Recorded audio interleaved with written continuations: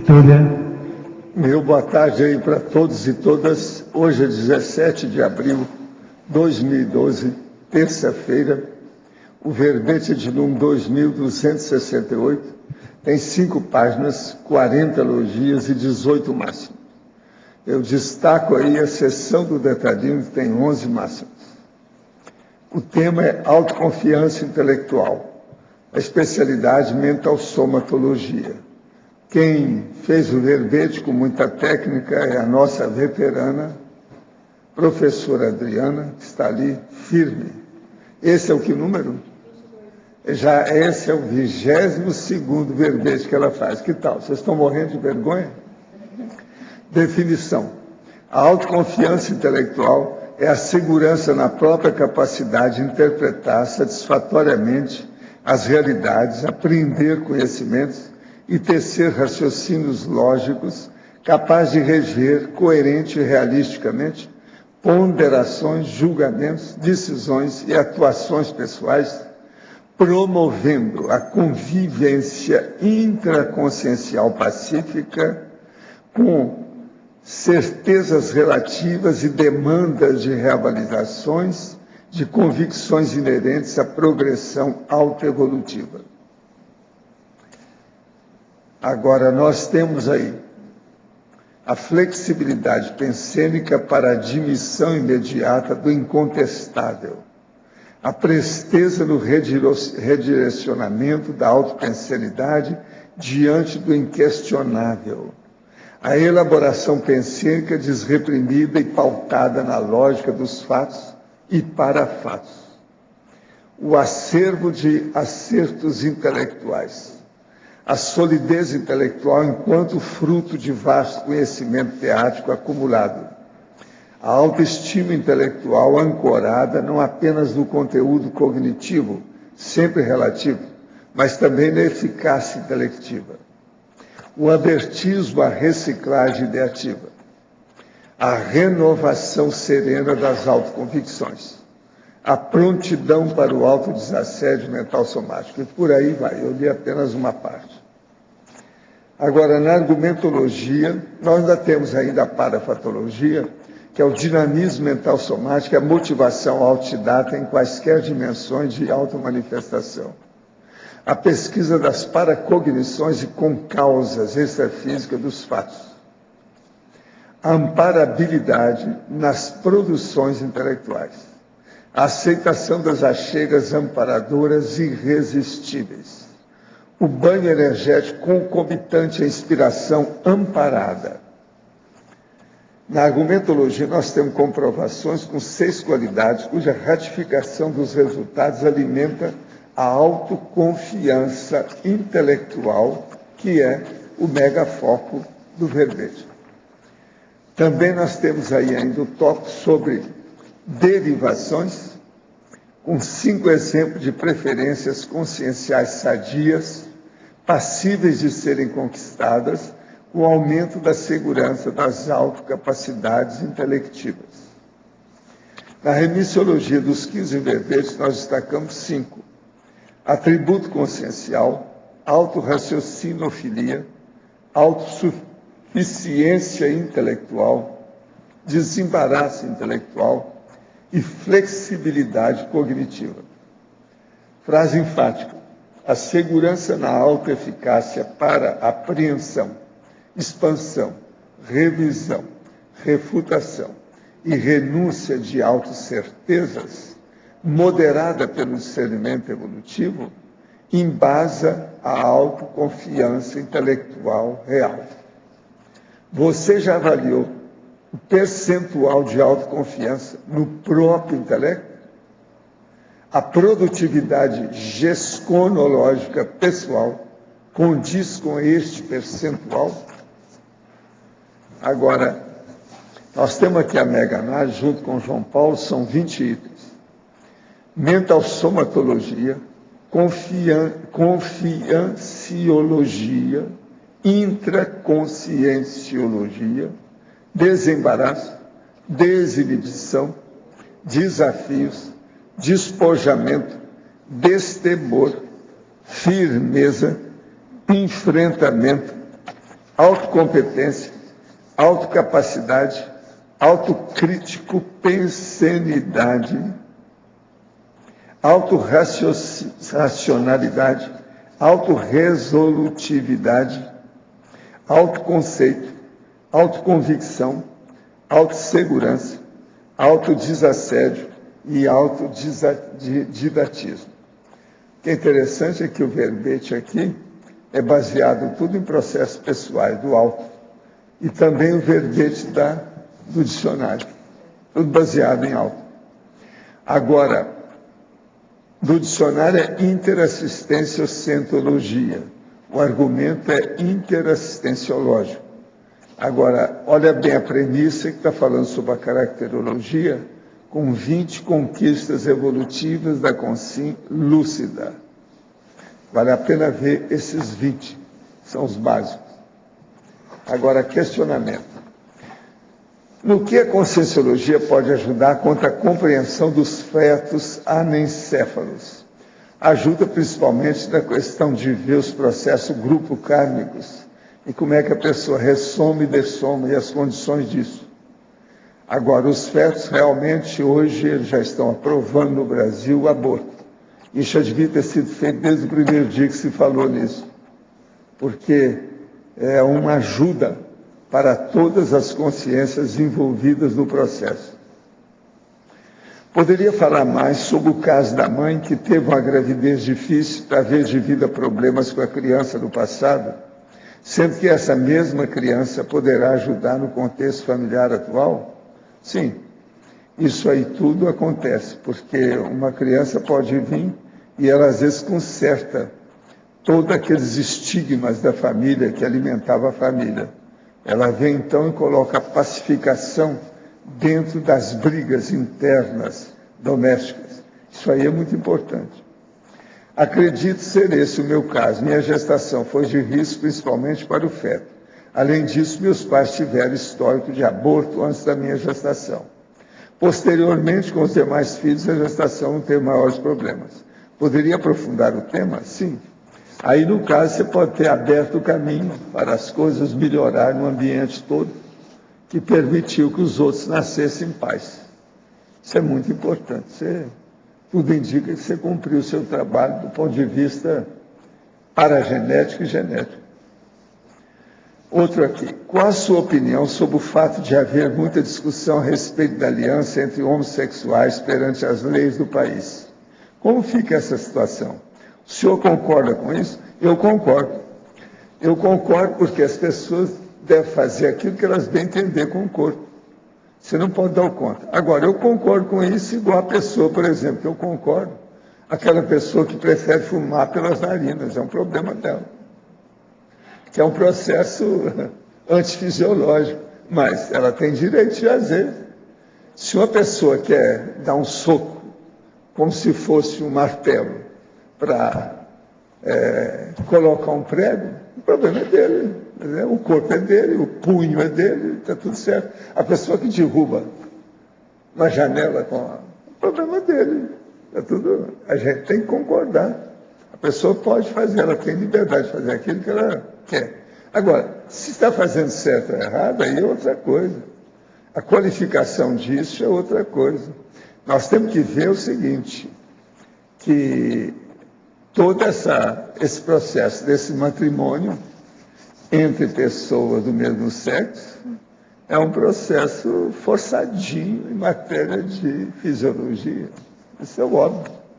Agora, que isso vai criar um monte de problema para eles mesmo, porque isso aí nunca resolve, porque o negócio está fora do esquadro, como é que fica? Vai criar problema. Agora, vão arranjar filhos através de outros, uma série de condições. Vai complicando cada vez mais a vida desse povo. Agora, se eles começarem a desviar, por exemplo, colocar a criança que nasce também na homossexualidade ou no lesbianismo, como é que fica? Tudo isso é preciso de ver. Está se prolongando um processo antifisiológico. Agora, eles têm direito. Eu assino embaixo, qualquer coisa. A pessoa tem direito de fazer com o corpo dela o que bem entender. E eu acho, por exemplo, uma pessoa ela quer fazer uma autotanásia, entende? É a ortotanásia. Se ela quer fazer um processo desse, ela que sabe o que ela está passando, como é que é a situação, eu acho que ela tem direito de fazer isso. Agora, que isso esteja certo, que é cosmoético, que é evolutivo, que é prioritário, isso aí tem que estudar. É dito que a mulher adquire racionalidade após a menopausa. No caso do homem, o que acontece para ele perder a necessidade de matança, agressividade e opressão aos outros? Tem que trabalhar com mental soma e ver o que é a prioridade evolutiva. Na hora que acontece isso, geralmente ele melhora. Você quer falar alguma coisa? Porque isso aí também diz respeito à autoconfiança intelectual. É o processo da racionalidade após a menopausa. Exatamente. Vejo tanto, independente do gênero, o que vai melhorar justamente essa questão, essa tendência mais instintiva, a violência, vai ser justamente a conscientização da realidade. É ver a realidade de uma forma mais racional, lógica, coerente, começar a entender que aquilo vai fazer mal para ela também. Então, isso tudo vai depender, tem a ver com a autoconfiança intelectual. Porque a autoconfiança intelectual que a gente vê, ela tem relação com a produção. Então, a pessoa começa a produzir, começa a acertar e ela vai confiando na cabeça dela, na capacidade que ela tem de ver a realidade de uma forma mais fidedigna. Então, ela não se fixa tanto no conteúdo que ela tem, ela vai fixar mais na capacidade que ela tem de compreender. Aí vem o abertismo consciencial, vem tudo isso aí que vai ampliando a visão. Porque justamente essa questão da competitividade, a questão da briga, da violência, é uma monovisão da realidade. Há 2 semanas comecei a trabalhar as energias e tentar me projetar. Porém, não tenho conseguido me concentrar devido a uma dor de cabeça diferente, que não fica latejando, mas é localizada apenas na parte de cima da cabeça, no centro. Ultimamente, a dor tem aparecido só pelo fato de me deitar, mesmo sem mexer as energias e às vezes até durante o dia. Marquei um exame para essa semana, mas gostaria de saber se pode ter relação com algo que eu fiz. Não. Quando a pessoa começa a mexer com as energias, a primeira coisa que acontece são os autodiagnósticos de todas as comorbidades que ela tem. Isso aí pode ser alguma coisa na sua cabeça que eu preciso examinar com o exame. Vamos ver depois do exame o que se passa. Pode falar. Adriana, na pensinologia, a terceira linha de baixo para cima, a flexibilidade pensênica para admissão imediata do incontestável.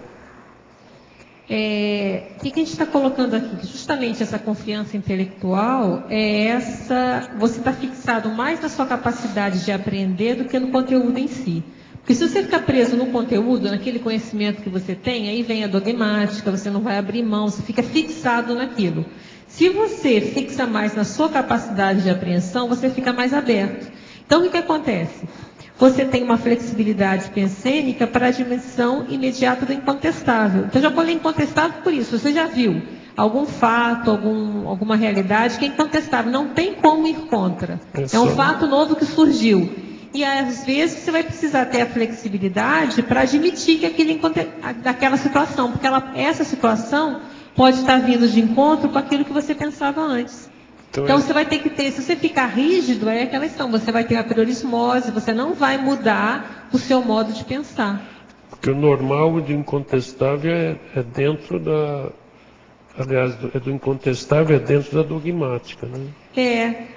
Não, é incontestável. Eu quis dizer assim, naquele momento aquele é incontestável, é um fato incontestável. Isso é incontestável nesse momento.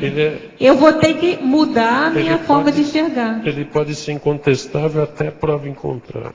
Exatamente isso que eu quero dizer. E depois o seguinte, logo no seguinte, a presteza do redirecionamento da autopensanidade diante do inquestionável. É mais ou menos a mesma Também coisa. Mais ou menos. É a mesma coisa. Então eu vou ter que redirecionar. Eu pensava assim, mudou. Mudou os fatos e o parafatos orienta a pesquisa. Então mudou. Agora já é diferente. Então eu vou ter que rever aquilo tudo que eu estava antes. Então eu vou ter que pensar de uma forma, vou ter que ter uma presteza, uma rapidez nesse direcionamento dessa situação. E aí vai dar o quê? Uma elaboração pensênica desreprimida e pautada na lógica dos fatos e parafatos. Porque sem isso você está muito enrijecido a cabeça. Então você vai pensar daquele jeito sempre. Não, às vezes tem que mudar. Às vezes os fatos e os parafatos mudaram. E se a gente está num crescendo evolutivo, né, então cada vez mais nós temos pontos cegos que a gente vai preenchendo esses pontos cegos para aumentar a cosmovisão, até o ponto que a gente chega no serenismo, que a gente já tem uma visão ampla, a gente já dominou tudo isso aqui. Enquanto isso, sempre a gente vai revendo. A gente pega um fato novo, pô, o que isso tem a ver com o que eu penso? Ah, isso corrobora? Beleza, não. Isso aqui tem que mudar alguma coisa. Ou às vezes tem que mudar tudo. Então, essa flexibilidade de você avaliar em função do seu conteúdo é que nós estamos chamando aqui da confiança intelectual. Então, a tese é essa, que a autoconfiança intelectual, ela está mais pautada na sua capacidade, confiança em como funcionam os seus atributos conscienciais.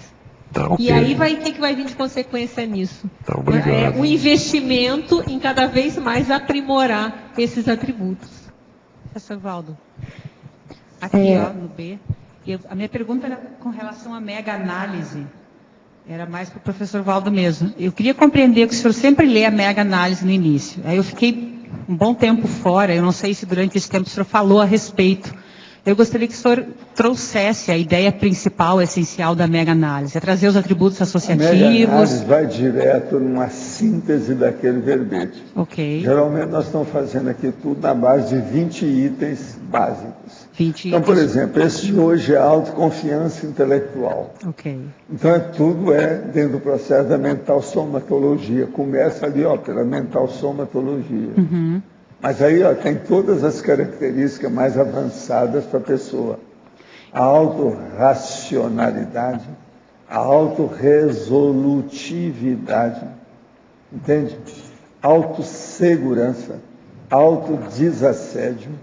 Quer dizer, então, esse é o processo da síntese do verbete. Tá. Você olha que todas essas palavras tem lá no texto do verbete. Certo. E são sempre 20. Não, nós estamos colocando 20, você pode fazer mais. Ok. Se o verbete é maior, às vezes tem mais palavras, né? Mas a gente põe uma média de 20, que é o que o João está fazendo. Tá, ok. Agora, tudo tem sua lógica. Olha bem a lógica disso aí. Por que funciona?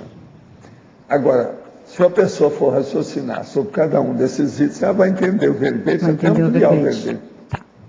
Okay. Porque você sabe, todos os verbetes da enciclopédia podem ser ampliados. Todas essas pequenas frases ou sentenças que tem ponto e vírgula, você pode ampliar isso tudo. Ali, por isso que muita gente questiona, pergunta, que não está explicitado. Que às vezes um desse aí, um verbete que você pega, às vezes vai dar um livro de 200 páginas, se você for explicar tudo. Uhum. Não é síntese, a enciclopédia tem que chegar com uma síntese, porque senão não dá. E Nós vamos fazer aí 500 volumes, não temos tempo para isso. O objetivo da mega-análise seria colocar junto também com a enciclopédia, acompanhando a enciclopédia? Ou... Pois é. O processo todo é a mega-análise, para a pessoa pensar melhor, né? Vamos dizer, aprofundar mais o processo do paracérebro. Ok. Isso é que interessa. Adriana, aqui no B, em fatologia, na primeira linha você fala do acervo de acertos intelectuais. Aprofunda um pouco, por favor. Sim. Você vê que é o primeiro que eu coloco logo depois da autoconfiança, né? Porque a autoconfiança, ela vai vir... Porque eu fiquei refletindo muito sobre isso, né? O que traz essa autoconfiança que vai fazer a gente cada vez mais produzir, escrever, fazer os livros e tal. Então, eu vi que como é que a gente vai construindo isso? Uma das coisas é o acervo de acertos intelectuais. Então, você vai acumulando acertos no uso do seu mental soma, seja da memória, associação de ideias, você vai acumulando. Então, aquilo vai te dando confiança. Opa, então, eu estou indo mais ou menos bem nesse lado aqui. Então, é importante ver essa relação com a produtividade. Então, você vai fazendo, você vai produzindo e tendo autocrítica. Opa, não, peraí, então, eu acertei. Então, se eu acertei, vai te dar o quê? Um retorno, um feedback, estou indo bem. Ou não. Se eu errei, opa, então o que eu estou precisando consertar? Será que minha memória não está tão boa? Eu não estou tão clara para expressar algum fato? Então, Então você, por exemplo, vai escrever alguma coisa, aí vem, olha, isso não está claro. Opa, então já é um retorno. Eu tenho que treinar, ser cada vez mais clara na minha escrita. E aí, cada vez que você, o que eu coloco lá depois, cada vez que você vai escrevendo e as pessoas vão entendendo mais de pronto aquilo que você quis passar, porque uma coisa é aquilo que você quer passar, outra é aquilo que você consegue escrever. Às vezes não está exatamente igual. Quanto mais próximo fica essa relação, aí você tem um feedback. Não, olha, eu consegui expressar, seja verbalmente, ou seja escrito, aquilo que eu estava pensando. Opa, fiz uma, fiz duas, fiz três, vou fazendo. Então você fica mais confiante nessa sua capacidade de clareza, de explicar. E assim vai. Então, isso para outras situações. Então, esse acervo eu acho muito importante. Aí vale a gente analisar e ver a importância do feedback, a importância da crítica, para a gente ir construindo e verificando. Aqui eu acertei, aqui eu errei. Entendi. Só mais uma pergunta. Sim. Em parafatologia, na penúltima linha, você fala da aceitação das achegas amparadoras irresistíveis. Sim. É porque se a gente está fazendo tem até um princípio que eu não escrevi aqui, né? Que é o princípio que se você está fazendo alguma obra cosmoética, algum empreendimento cosmoético, você vai ter um amparo de função. Né? Então, esse é um princípio, né? Então, se vai ter um amparo de função, você está trabalhando, vão ter achegas amparadoras. Quer dizer, os amparadores, eles vão inspirar você sobre alguma coisa. E a questão é a autoconfiança intelectual que te faz aceitar o desafio. Porque essa irresistível, às vezes, são as mais difíceis. É uma situação, vem uma ideia de fazer alguma coisa, de fazer um verbete, de fazer um livro, seja o que for, um artigo. E você fala, não, mas eu não vou dar conta, não. Então, é essa confiança, não, peraí, eu posso não saber nada, mas eu vou, por onde eu começo? Então, é esse despojamento de aceitar essa inspiração. Porque inspiração todos nós temos. A questão é quando que a gente vai ter essa ousadia, de certa forma, de encarar o desafio e procurar escrever. Seja, vamos dentro das nossas limitações, mas é fazendo que a gente vai crescendo nisso. Era isso que eu queria pautar. Então, muito obrigada. Adriana, sim. Em fatologia, na segunda linha de baixo para cima, pode falar um pouco sobre essa noção autêntica dos autolimites intelectivos? Sim, que ela começa antes, né? Então, quando você tem a conscientização da relevância de aprimorar os atributos mentais somáticos, é aquela hora que você vê que o mais importante, então, é você ter a cabeça boa para funcionar, independente dos fatos mudarem tudo. Tudo agora que a gente pensou até agora mudou, verdade? Verpom. Nada disso agora vale mais, mudou tudo. Por exemplo, né, uma situação extrema. Opa, o que vai dar autoconfiança a gente ficar de pé? Não, peraí, eu vou aprender isso aqui. Peraí, me dá um tempinho que a gente vai estudar isso aqui. Então, se você começa a ver isso, você vai ter um empenho permanente na depuração também autocrítica, que é como você vai avaliar como os seus atributos estão funcionando. Então, como é que está a minha memória? Como é que está a minha associação de ideias? Como é que está a minha imaginação? Como é que está a minha apreensão da realidade? Ainda tem muita distorção? Como que está isso? E aí, quando você vai depurando essa autocrítica, você vai chegar a um diagnóstico, que é a noção autêntica do seu autolimite intelectivo. Então, a minha memória está nesse nível aqui. Ah, tá. Então, eu posso aprimorar, estudar mais para aumentar um pouquinho. Então, uma situação assim extrema que a gente vê bem alto limite é quando, por exemplo, uma questão de adoecimento. Então, há uma queda dos atributos conscienciais. Então, é duro, porque você vê assim, caramba, já não estou mais, não estou pensando, minha memória deu uma caída. E aí tem que ter um movimento de que, opa, vamos recuperar isso aqui. O que eu preciso fazer para pelo menos voltar? Eu sei que meu limite era aqui, eu estou aqui, não, alto lá. Vamos seguir para ver se eu chego aqui de novo. E daqui sempre expandir. Porque se a gente não tem a noção desse limite, a gente acaba tendo às vezes uma visão distorcida. Ah, não, minha memória é ótima, mas não vou nem me preocupar em melhorar a memória. Será que é ótima? Será que sempre não pode melhorar mais? Como é que é a minha atenção? Eu tenho uma boa atenção? Eu sou mais dispersiva ou mais atenta? Então, não, eu sou muito atenta, ponto. Não. Qual é o nível dessa atenção? Ainda pode melhorar? E eu parto do princípio que sempre pode, né? Nós sempre podemos aprimorar todos esses atributos. Então, essa consciência do limite é que vai fazer a gente fala depois, a credibilidade do autodiagnóstico intelectual, fundamentando a autossegurança. Então, você sabe, até aqui eu dou conta, até aqui eu confio na minha cabeça, aqui eu vou registrar, porque a minha memória não vai dar conta de rodar isso aqui não. Então, eu vou registrar isso aqui. Então, a princípio, assim, não tem limite. Quem coloca o limite é a condição atual da pessoa, ela tem que estar sempre superando, procurando ver e superar esse limite. Porque a gente tem que saber, imagina como são os atributos conscienciais do serenão. A gente não tem nem ideia como que é a memória dele. Mas a gente sabe que hoje, no meu nível, a minha memória é X. Então, até aqui eu confio na minha memória. Mais do que isso, vamos registrar, porque não dá para confiar. Um exemplo, tá? E aí, mas sem perder a motivação para ir aumentando. Porque o negócio é infinito. Até chegar lá no serenão, imagina o que a gente tem que andar ainda. Ainda nessa questão de limite, você acha que a pessoa ela pode escrever sobre qualquer assunto ou ela tem que mais escrever sobre aquilo que ela sabe?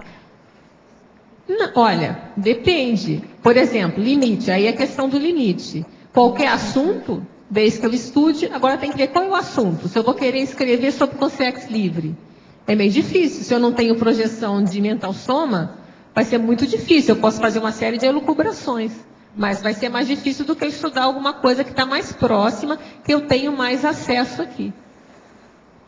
Entendeu? Mas não quer dizer que eu não vou estudar, entendeu o que eu quero dizer? Agora, o mundo está aí para ser estudado, agora você vai vendo. Não se limitar, então isso é muito difícil para mim, eu vou ficar só no fácil. Esse é um risco, entendeu? Não. Vai se pondo desafios. Não, vamos ver. Não tenho projeção de mental soma, então por que eu não vou investir em ter? Sei lá, eu acho que cada um tem que ter essa força, entendeu? Gostaria de contribuir com a verbetógrafa. Sim. Para a bibliografia. Tem um livro que acho que é o Manual do Manipulador. Breviário dos Políticos, do Cardeal Mazarin. É o Mazarin, já ouviu falar, né? Editora 34. Breviário dos Políticos, Cardeal Mazarin. Sim, mas eu não entendi a correlação dela com a confiança. Ela quer que você coloque na bibliografia que o livro é 100% sobre isso aí. Sobre autoconfiança intelectual? Então então vamos dar uma olhada lá. Ele acha, é um senhor. Tá bom, vamos olhar lá depois. Em Sinergismologia, página 2, terceira linha. Poderia explicar o sinergismo, autodisposição física, autodisposição intelectual? Olha, as coisas estão bem ligadas, né? Se você está com uma disposição física, está intoxicado, a tendência é você não conseguir trabalhar intelectualmente é grande. Então, as duas coisas juntas, elas são sinérgicas. Quanto mais você estiver desintoxicado, com um corpo com vigor físico, mais tempo você vai ter condições de estar também trabalhando a sua intelectualidade. Né? E, ao mesmo tempo, quanto mais você trabalha, tem disposição para estudar, você acaba também superando uma série de questões físicas. Então, uma motivação vai ajudando na outra. Então, se eu tenho disposição para estudar, às vezes você estuda um tempão e nem vê o tempo passar. Então, você também acaba aumentando a disposição física para aquela atividade. E assim vai. Por isso que eu queria colocar a importância disso, né? Tem vários estudos falando da importância do exercício físico para a memória, para os atributos e tal. Interaciologia, página 2, segunda linha. Poderia comentar a interação, saturações cognitivas, autoconfiança intelectual. Sim, é também um outro aspecto, né?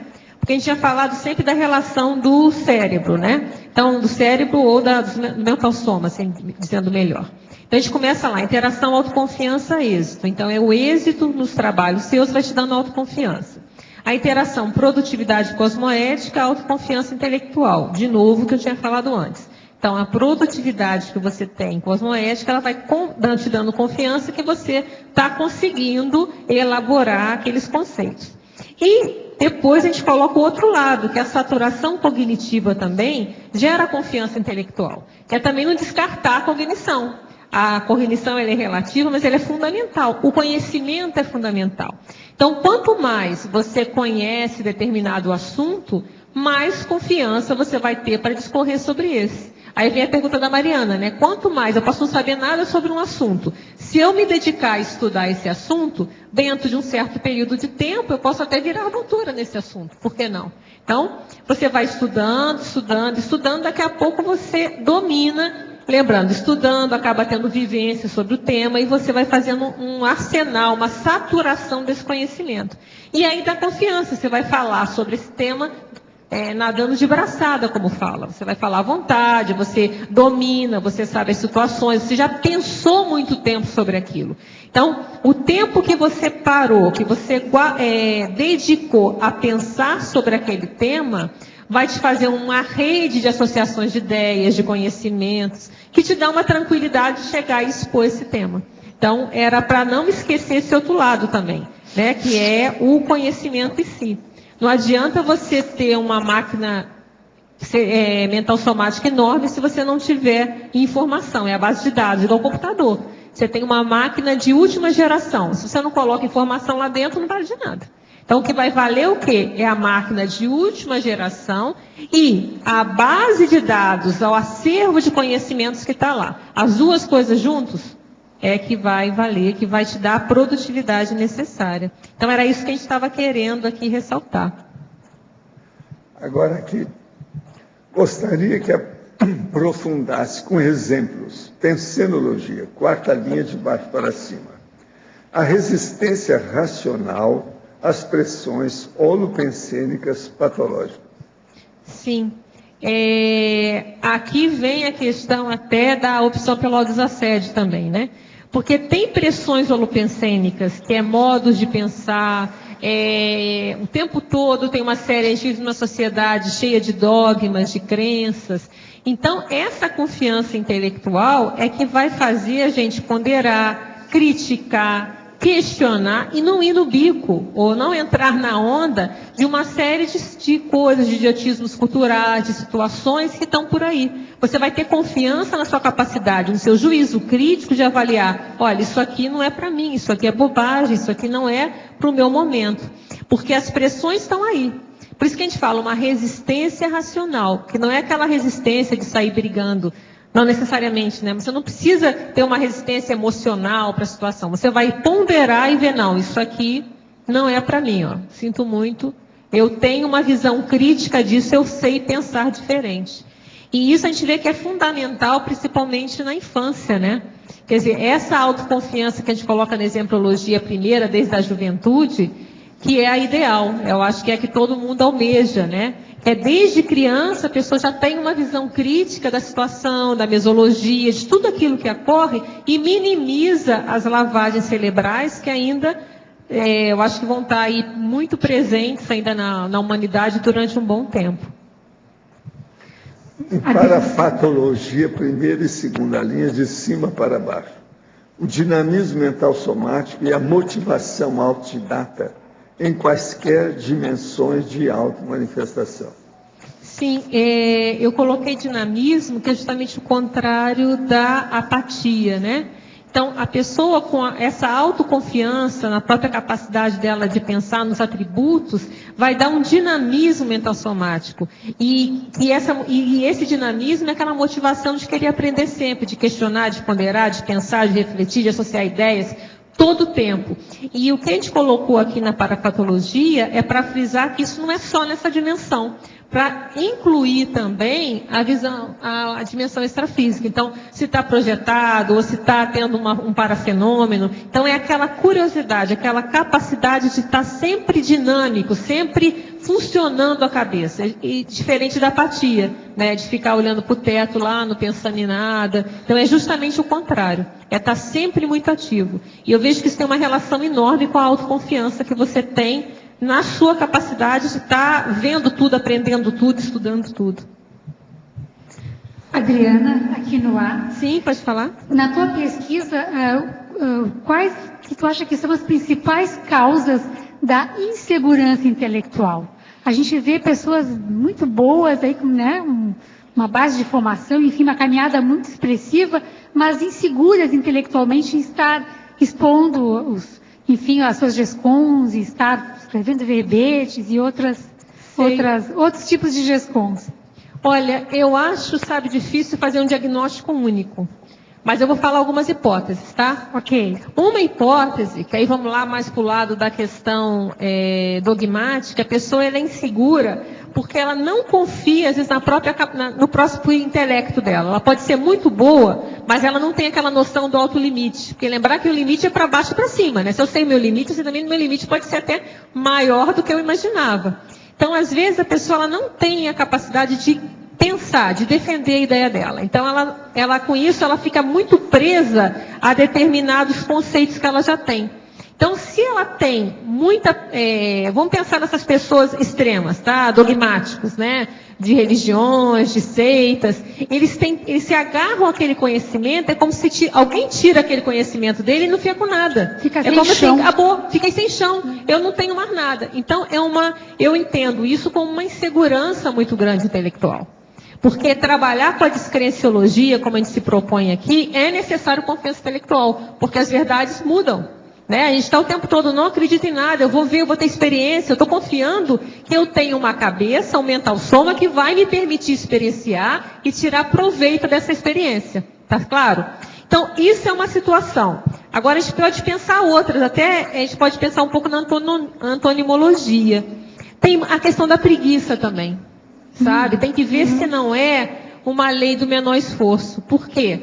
É o que eu estou querendo defender aqui, que eu pensei que a confiança, ela vem também do trabalho. Você vai fazer o trabalho, você às vezes não faz tão bem, aí tem crítica, aí você vai e faz de novo, aí não está claro e faz de novo, aí faz, e às vezes você escreve uma coisa, entendem outra coisa, falou, opa, ainda não está claro.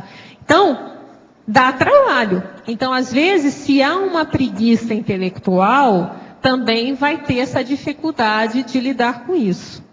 E aí entra a questão às vezes a pessoa tem dificuldade de heterocrítica. Então, é a questão aí o egão. Então, a pessoa também, ela tá pegada naquele conhecimento dela. Ai, como é que vão questionar o que eu estou falando? Bem, se questionou, você vai ver. Tá certo? Ótimo. Tá errado? Vamos mudar. Então, errei. Sinto muito. Eu pensei errado. Não estava tão claro assim. Então, é esse jogo, essa flexibilidade, que também eu acho que pode estar na raiz de muita coisa, sabe? Mas é difícil, você entende, Eliana? Fazer um diagnóstico geral de todo mundo. Então, eu estou fazendo algumas hipóteses aqui de coisas que eu já observei e tal. Mas acho que está bem né? Interessante as suas colocações. Obrigada, E Eliana. a pessoa acaba entrando, que a gente colocou no 10, é uma autovitimização intelectual, né? Então, tem aquela pessoa que fica sempre insegura de fazer as coisas, de escrever. Então, começa, faz alguma coisa. Eu acho que a gente tem uma oportunidade agora ímpar, que é a questão da verbetografia, né? Vamos escrever verbete, vamos como um caminho para o livro. Então, se as pessoas escreveram o livro, ótimo. Não escreveu o livro ainda, que é o meu caso, né? Vamos começando com verbete, vamos jogando, vamos testando as nossas ideias, vamos aumentando a confiança e depois vamos escrever o livro, tá? Ou artigos. Então, eu vejo isso, a oportunidade que a gente está tendo com a verbetografia é muito grande. Concordo, e tem toda plenamente. a infraestrutura, né, da equipe lá de vocês, da equipe nossa, né, todos toda nós. A equipe. De ajudar as pessoas a elas variarem cada vez mais, elas vêm aqui e vão expor com todo o apoio de todos nós aqui juntos. Então, eu vejo que a questão da verbetografia é uma grande oportunidade, justamente de todos nós, coletivamente, aumentarmos a nossa confiança intelectual. Para podermos escrever cada vez mais, para a gente chegar até a bancar as verpons, né? Começar a captar verpom. Mas a gente tem que primeiro começar do básico, né? Ter cada vez mais confiança nas nossas ideias, para poder até captar ideias cada vez mais avançadas. Ok, muito bom, obrigada. Adriana, Sim. Aqui na página 1, na pensinologia, na quarta linha de baixo para cima, você fala no final daí a autodisciplina pensênica. Como é que você caracteriza a pessoa com autodisciplina pensênica? Eu vejo que não é fácil, né? É você saber o que pensar, né? Você cortar intrusão, você vê que aquela ideia não está correta, aquilo que a gente tem batido muito, professora, que é a questão da irritação, de não pensar mal dos outros. Às vezes você sente que vem a irritação.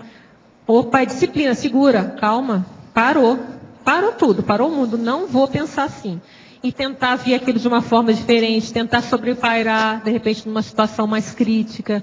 Então, às vezes, vem uma ofensa, alguma coisa, não, peraí, para tudo, calma, Vamos ver o que eu posso fazer, o que eu posso ajudar, como é que eu posso falar. Então, a disciplina pensênica, eu acho que é o que a gente está todo mundo treinando.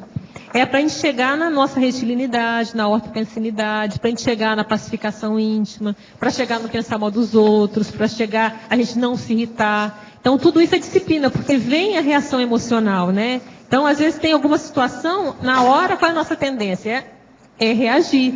Então, a disciplina pensênica é segurar, que é o PEN é o mais forte, é a vontade. Opa, espera aí, não, segura aqui. Não é isso. E é diferente não é só repressão, porque falando que você parece, vou reprimir. Não é reprimir, é você suspende e vamos refletir aqui agora, vamos ponderar. Suspende, para tudo. Então, vamos parar tudo e vamos refletir sobre a situação, seja ela qual for. Então, acho que isso em tudo na vida, né? A gente vai tendo essa... E agora, isso não é fácil, mas é factível, né? É factível você começar a disciplinar a modo de você pensar. Aí entra a questão da concentração. Então, agora eu vou estudar esse livro. Não adianta, aí vem ideia, você pensa no jantar de amanhã. Não, peraí, agora eu estou estudando esse livro. Então, você vai treinando. Você, a partir da sua vontade, você vai aumentando a sua concentração mental. Eu falei a questão até da questão do adoecimento. Eu lembro quando eu tive, né, que eu tive a questão da pneumonia, muita medicação, seja lá o que for. E aí eu vi que teve uma queda grande na minha questão de atenção e concentração. Eu falei, gente, eu tenho que mudar isso. Eu lembro que as pessoas, muito simpaticamente, né, levavam um verbete para mim no hospital. Eu li o verbete, eu não entendi uma palavra. Eu falei, gente, o que está acontecendo? Não ia, sabe? O cérebro tinha virado uma abóbora. E aí eu falei, tem que recuperar isso. Então eu comecei a fazer leituras menores.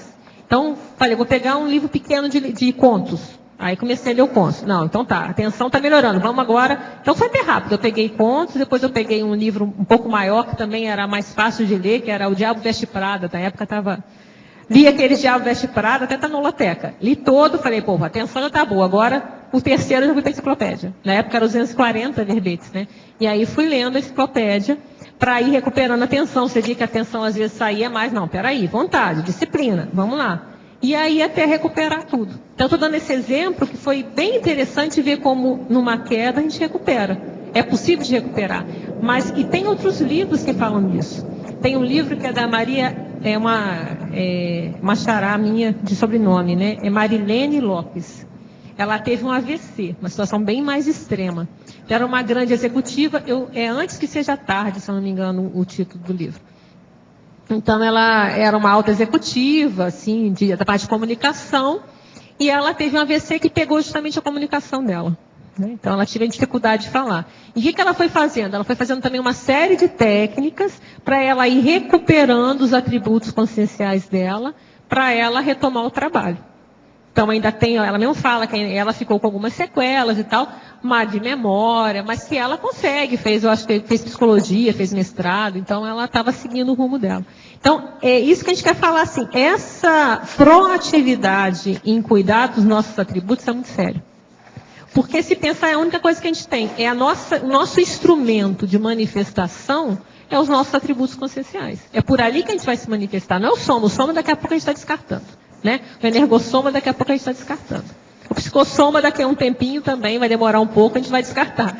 Mas o mental soma vai ficar. Quer dizer, a nossa expressão são esses atributos. Então, essa valorização é muito sério. E eu vejo que cada vez mais confiança na qualificação disso é que a gente vai tendo confiança na própria capacidade de pensar. Professor, o verbete interassistenciocentrologia. Caracterologia, item 2. Queria pedir para o senhor expandir mais. Sobre o quê? Autoecentrismo. Qual número? 2. Ao 2? O 2, o 02 é autoepicentrismo lúcido, é esse? É. Sei. Explica detalhe. Não, vocês são especialistas nisso. Você tem trabalhado com isso aí, que é o conselho dos epicons, etc. Quem sabe mais aí é o Pedro, é você, é a turma que está trabalhando. Agora, eu não tenho comparecido muito ao conselho dos epicons. Então, eu estou um pouco assim, defasado. Agora, o que eu vejo é o seguinte, o epicentrismo, antes de mais nada, ele é baseado no psiquismo das pessoas. Então, é a parapercepciologia. Por quê? Sem a parapercepção, é difícil da pessoa tomar a si uma responsabilidade evolutiva de outras consciências. Sempre que ela fizer isso, vai ser um processo apenas um pouco maternal, um pouco emocional, mas vai faltar também o processo multidimensional.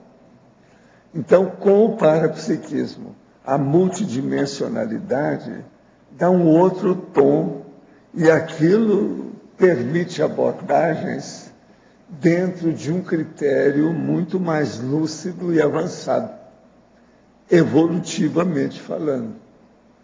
Então, é o que acontece aí. As pessoas, por exemplo, uma pessoa era destacada para ser o EPICOM do ECP2, ela tem uma série de experiência no tapa, é forçada. Ela não tem jeito de tirar o corpo daquilo, ela tem que enfrentar. Então, isso aí muda tudo. Uma outra coisa, um EPICOM, por exemplo, seja homem ou mulher, uma professora, uma docente, vai fazer uma viagem de itinerância docente, docência itinerante. Naquela hora, ela vai ficar por conta dela e do amparador de função que acompanha esse trabalho. Ela, então, vai sentir muitas outras coisas que ela não conhecia antes. Tem gente que faz a primeira viagem assim, entende, de itinerância do processo do ECP2, e fala assim, eu nunca tinha sentido tanto processo para si como nessa minha viagem e nessa condição de epicentrar o ECP2. Agora, veja, as pessoas no normais, elas começam isso hoje na conscienciologia através da TENEPS. A TENEPS já permite isso. Então, o processo é pegar e começar a falar sobre esse aspecto para todo mundo. Então, por exemplo, não dá para uma pessoa receber a láurea de EPICOM se ela não é tenepsista. Pelo menos isso ela tem que ser, não é isso? Eu acho difícil, não sei. Então é por aí, viu, Isabel, que a gente tem que começar a expandir o conceito e também ajudar as pessoas a vivenciar esse processo. Hoje nós já temos aí uma série, já tem uma dúzia, ou 2 dúzias quase de EPICOM, não é isso? 24. 2 dúzias, né? Falando em dúzia, né? 2 dúzias de EPICOM. Quer dizer, já é uma coisa para se pensar, né? Mais séria, né? Vale a pena pensar nisso. Por isso que está aqui o processo da caracterologia, está no número 2, né? É de propósito. Agora, se você for ver, o epicentrismo caminha para uma série das outras condições aqui, uma série desses outros itens. Ajuda tudo aí. Isso a gente tem que ver também. É o epicentrismo que prepara, por exemplo, o processo da autoesperticidade, que vem logo em seguida, lá no 03, está na ordem alfabética. É a autoesperticidade que faz a TENEPS caminhar para a autofiex. E por aí vai. Tudo vai mudando, né?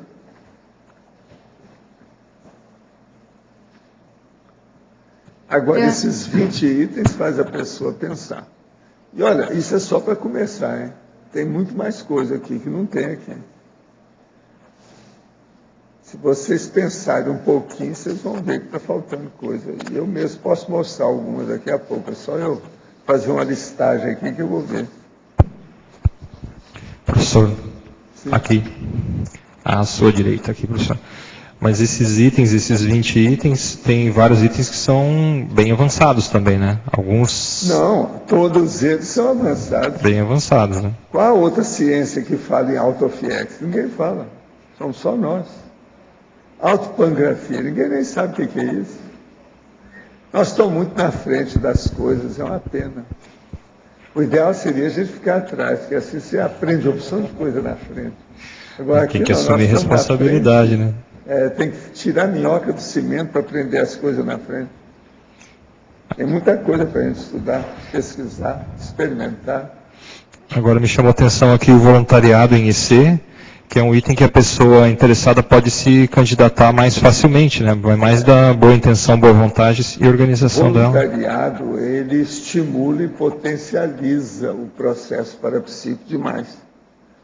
Agora, ao mesmo tempo, a pessoa pode ajudar mais os outros, melhora a ficha evolutiva dela, ao mesmo tempo que ela melhora o holopensene da IC que ela trabalha. Então, uma coisa puxa a outra e amplia tudo de uma vez. Isso é o máximo. Ajuda muito. Tem que pensar. Agora, eu vou estudar aqui, vou falar para você e para a Isabel daqui uns minutos. Vocês podem continuar? Que eu vou ver se arranja alguma coisa que não tem nos vídeos, só para chatear vocês.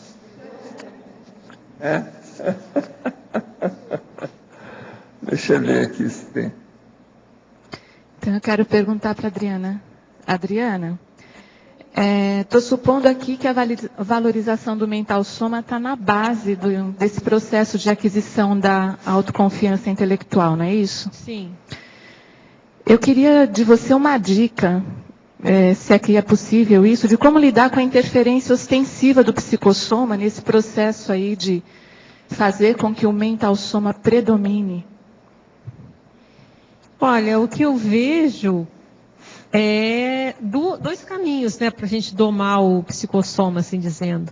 Um é o trabalho da energia.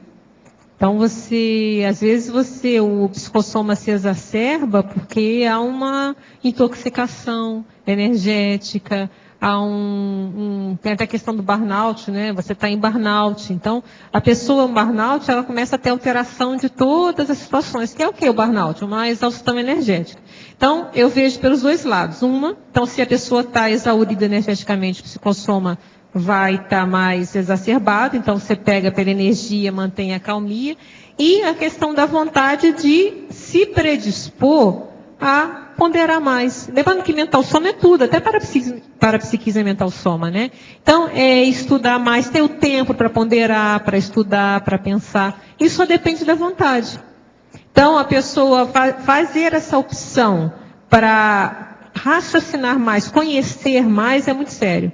Porque, às vezes, falta entender mais da situação, estudar mais sobre o tema. Então, pega uma situação qualquer que você tenha dificuldade. Vai estudar sobre isso, vai lá no dicionário, pega o que significa aquilo, estuda, pensa, raciocina, associa ideias sobre aquele tema. Faz um verbete, se for o caso, um artigo, qualquer coisa. Então, pense sobre isso. Pensar sobre isso já vai te ajudar a você ir dominando a questão do psicossoma. Porque o que eu vejo, pelo menos no meu caso, eu sempre fiz assim. Às vezes que eu precisava fazer alguma mudança mais radical, eu apelava para isso. Eu apelo para uma imersão em determinada situação, que eu vou estudar, que eu vou pensar, que eu vou refletir, e geralmente eu consigo achar alguma solução. Então eu vejo que às vezes falta cognição mesmo, conhecimento para a gente dominar aquela... Porque geralmente, ou eu posso para não dizer tudo, né? A questão emocional tem uma irracionalidade por trás. Então, tem alguma situação, alguma ideia, que no fundo ela é irracional. Muitas vezes ela não está embasada nos fatos. Então, se a pessoa ela passa a pensar sobre isso, refletir sobre isso, com tranquilidade, muitas vezes ela vai desfazer essa irracionalidade. Então, por exemplo, a questão de... Seja lá, tem que ver o que pega mais da emoção. É o que é ciúme, é o que é inveja, orgulho, é egão, não sei. Você tem que ver o que é e começa a pensar. Você vai ver que como aquilo é irracional, como aquilo não te ajuda em nada. Então, eu vejo que essa questão é chegar e começar a dedicar algum tempo para entender a situação. Tá bom, obrigada. Tá bom? Vai ter até agora a questão dos laboratórios, fazer mais laboratórios, refletir lá dentro. Vai ter agora a imersão, né, na mental somaticidade. Então, existem mecanismos que a gente pode fazer para isso. Já achou? Vocês 12 aí querem acrescentar, querem anotar? Anota, eu vou dar 12 mais. Vocês me deram 3 minutos, já é muita coisa. Aguenta lá. Autocosmoconsciência.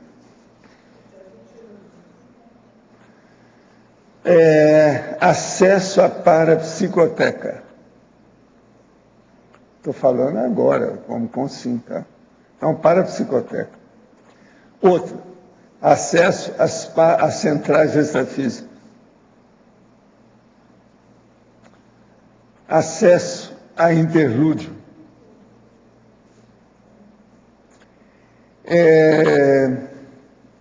Identificação da paraescoltologia, quer dizer, escolta extrafísica. Não é só ter um amparador, é preciso ver quem é que é a equipe que trabalha esse amparador, que está trabalhando com vocês. Outro é paraescoltologia. Agora, outra, acesso ao max-mecanismo multidimensional interassistencial. Quer dizer, no caso aí, é a mini peça lúcida propriamente dita, né? Outro, max-mecanismo multiassistencial e interassistencial. Agora, o outro, autolinearidade pensênica.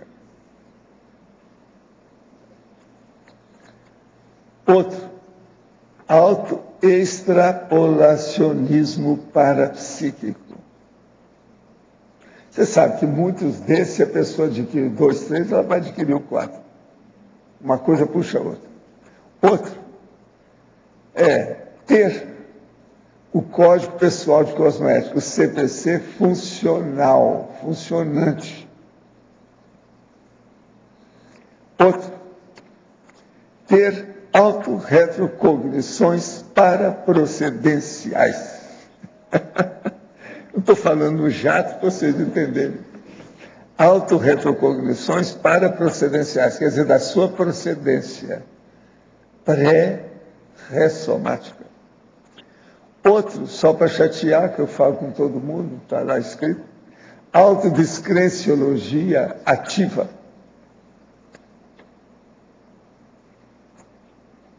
Agora, outro, a autotaquirritmologia, pelo menos inicial, para a pessoa ver como é que funciona isso. Por aí vocês têm mais 12, junto com os 20. Vão passar isso aí para 32. Hein? São 13? É que você colocou aí, ó, um que já havia, possivelmente.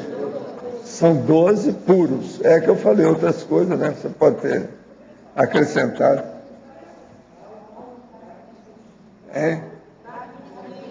Autotaquirritmologia.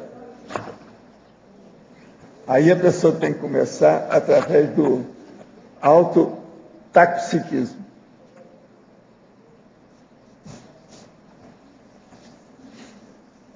Isso é para começar, viu? Tem mais, tá? Eu só falei para começar.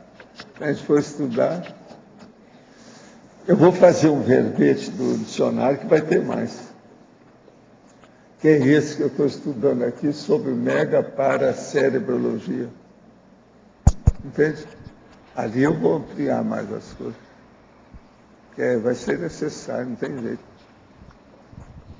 Vamos Adriana, ver como é que fica o total. Posso falar?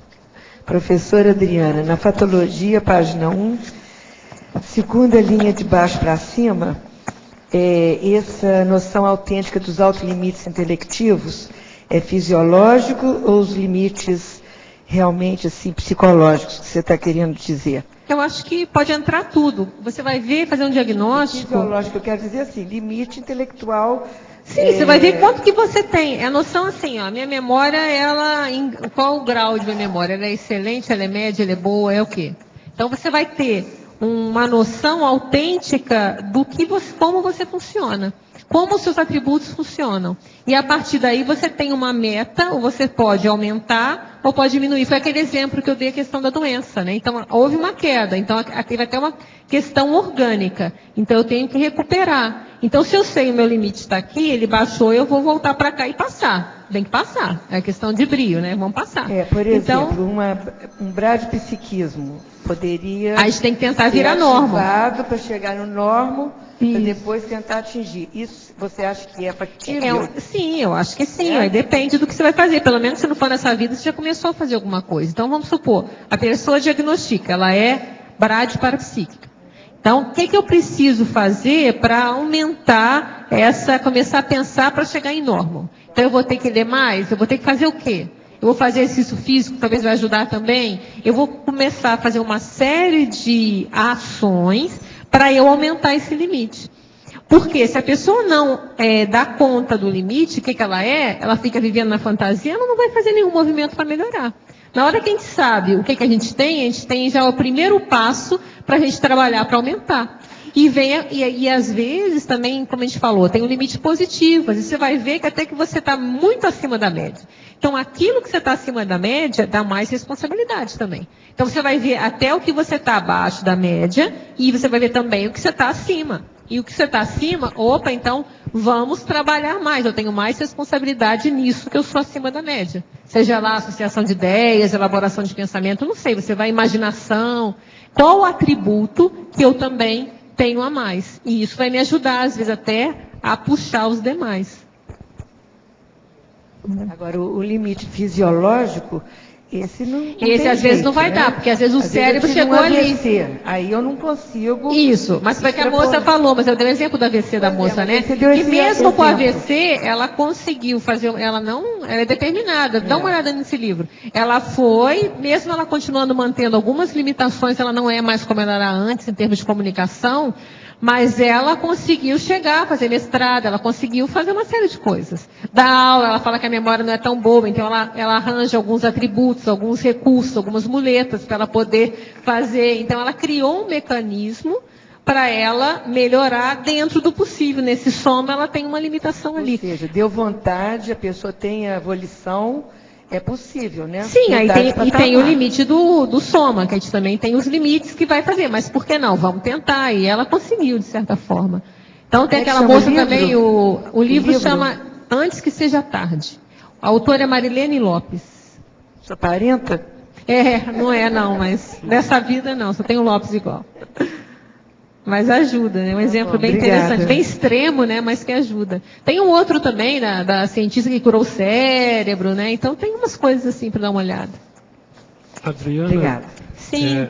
Na página 4, logo no começo, nessa número 2, tá. Autocriticidade. A dúvida é relacionar a autocriticidade com o que veio em seguir aí, a seguir.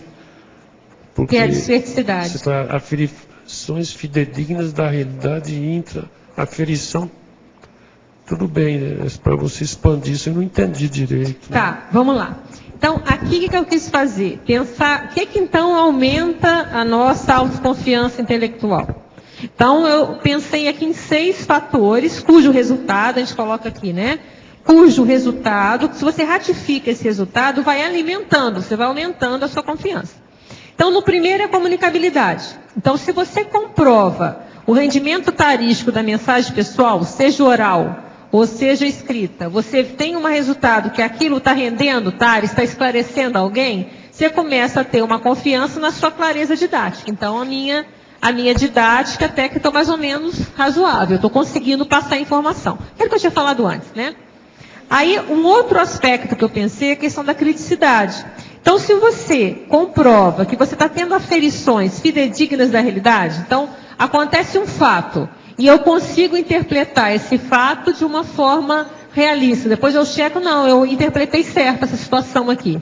Então, até eu coloco, pode ser intra, pode ser inter ou pode ser extra. Quer dizer, eu tive menos distorções. Isso vai me dando confiança também, que eu estou tendo discernimento. Na hora de eu ter algum discernimento, eu vou ficar mais tranquila, porque se eu consigo pegar os dados mais ou menos fidedignos, na hora de eu conseguir separar o certo do errado, o melhor do pior, eu vou ter um resultado mais positivo.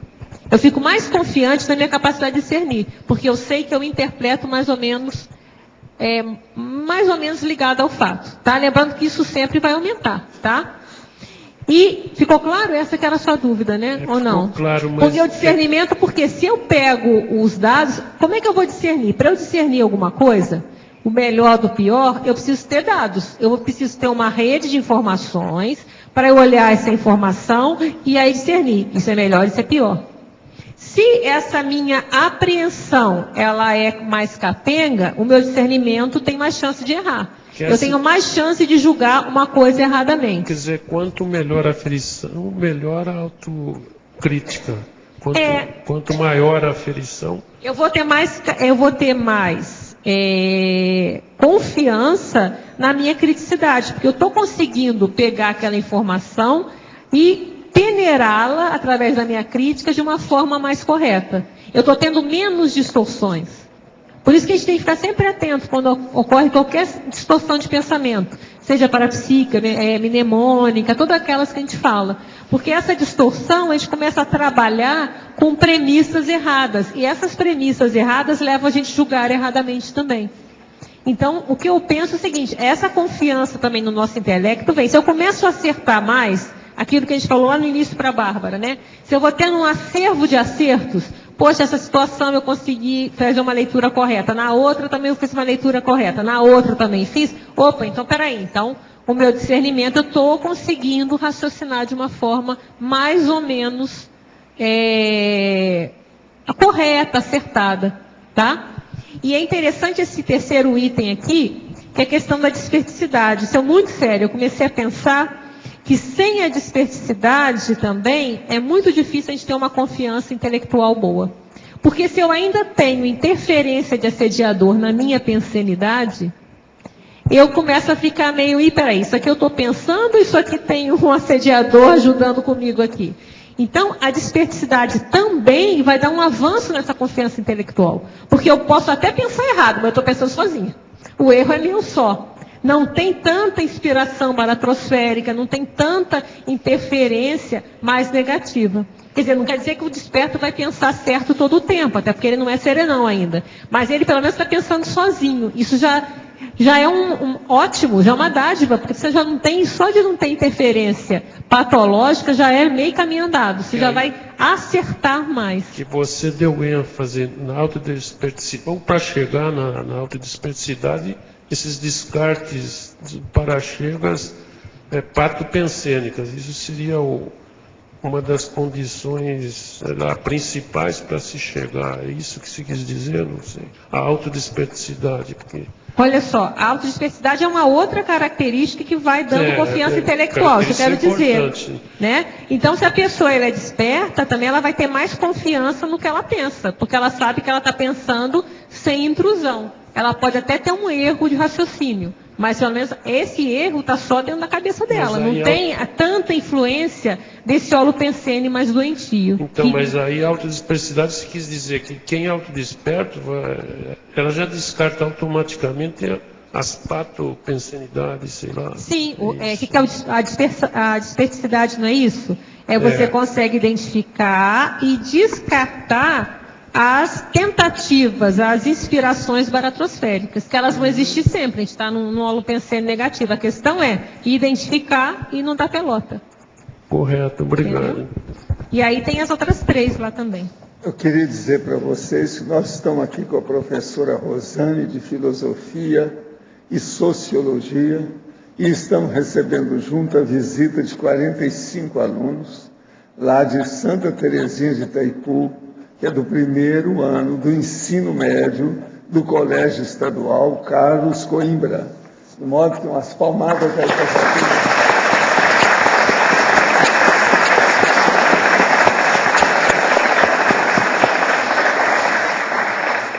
Professor Valdo. Eu falo palmadas, mas são palmas, tá certo? Só para a gente ficar claro aí.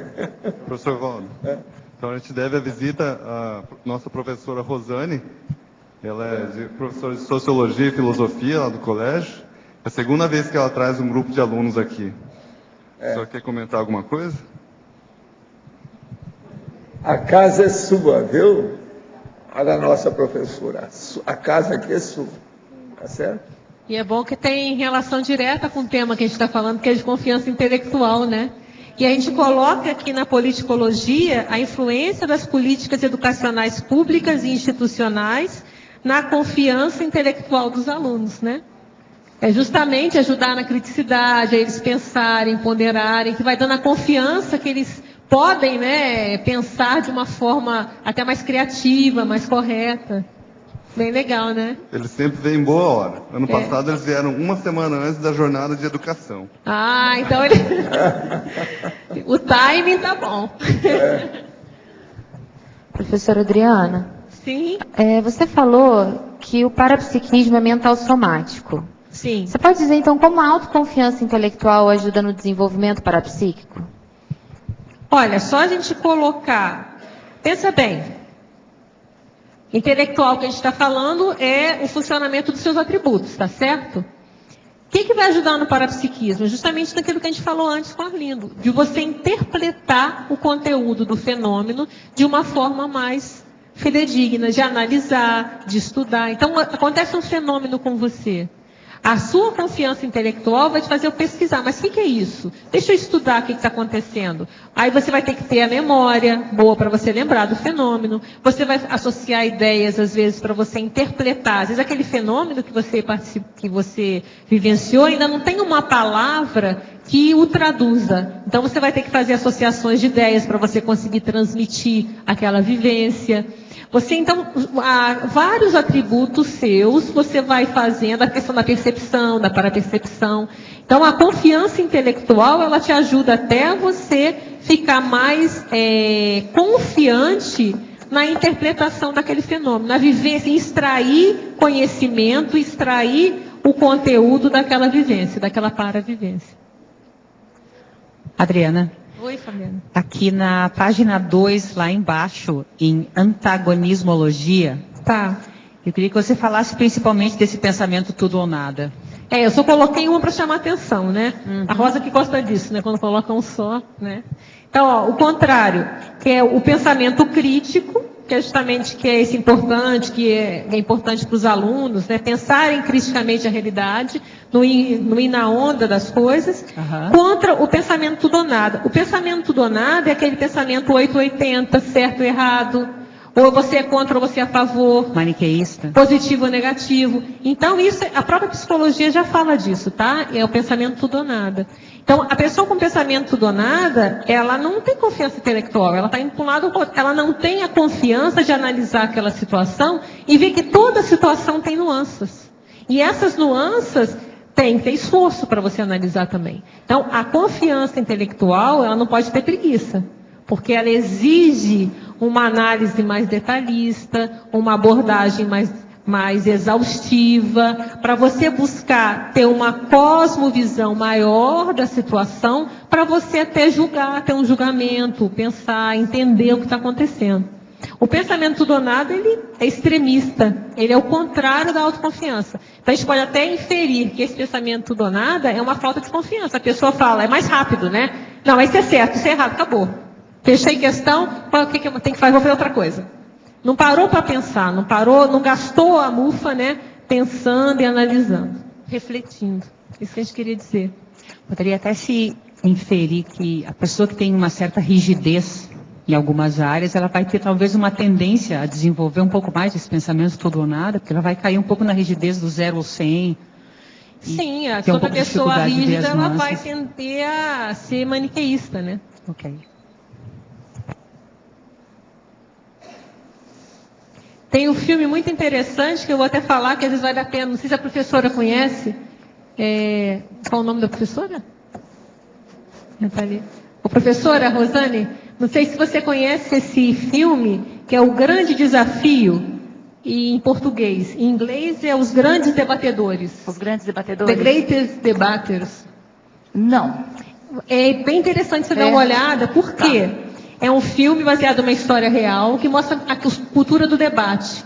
Ele é mais ou menos do início do século XIX, do século XX, né? 1930, 40, não lembro exatamente o tempo. E havia debates, havia concursos de debate. Seria retórica na época da Grécia Antiga, mais ou menos assim, nesses moldes ou não? Não. Era debate mesmo. Então, tinham colégios, os colégios tinham, como é que fala? Desafios de debate. Então, tinha um tema, então um grupo tinha que falar a favor e o outro grupo tinha que falar contra. E ganhava aquele que fizesse argumentações mais aprofundadas, consistentes. Então, é bem interessante que ele começa a mostrar, o professor, né, começa a mostrar lá para os alunos, ele começa a debater, não, você tem que ter aprofundamento, tem que pesquisar, tem que embasar. E a realidade americana, a realidade do preconceito contra os negros.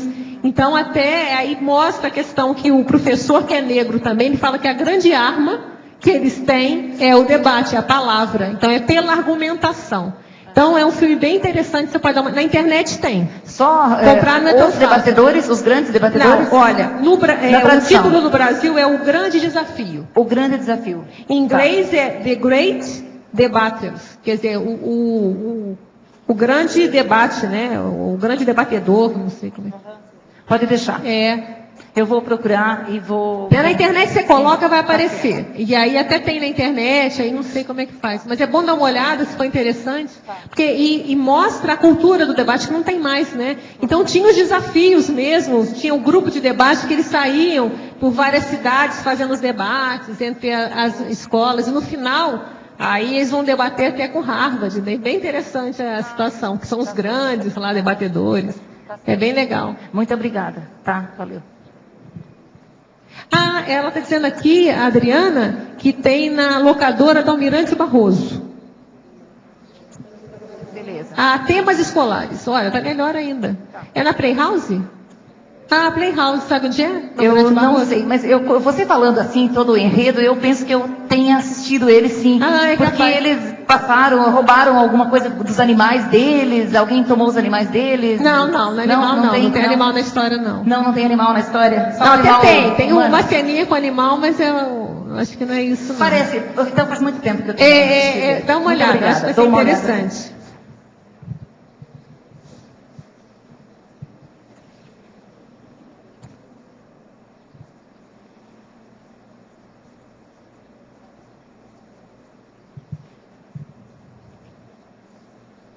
E a gente colocou até aqui nas derivações, né, algumas situações que a gente vê que são fruto da autoconfiança intelectual, que é a questão da heterocriticofilia, da neofilia, da pedagogofilia, quer dizer, a vontade de ensinar. Então, na hora que você tem confiança na própria competência intelectual, você também acaba dando a vontade de você passar esse conhecimento. A questão da recinofilia, né? A confiança na reciclagem intelectual, que você pode mudar, né, a sua forma de pensar. E a verponofilia, que é a última, né? Que eu acho que é a última aquisição também, que é você ter confiança. Na hora que você confia bastante nesses atributos, você também vai confiar em fazer elaborar construtos mais avançados. Então, a gente vê que essas 5 aqui, filias, elas têm uma relação muito estreita com a questão da confiança intelectual.